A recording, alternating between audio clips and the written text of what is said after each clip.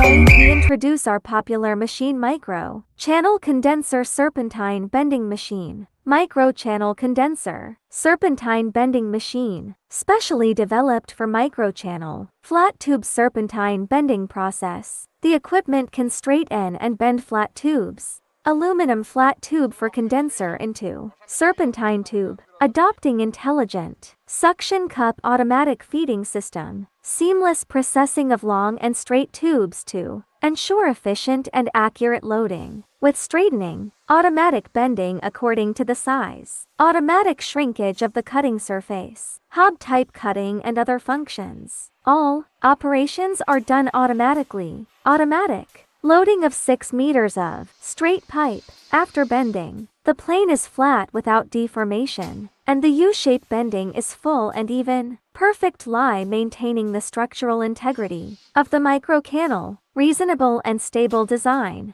The flat tube will not be scratched in the process of uncoiling. Simple operation. The program can be set and changed on the touch screen, and can directly save the program. Can bend different specifications of the snake tube. High precision. Only need to program the required degree to complete the bending of different angles. Stable and reliable molding quality.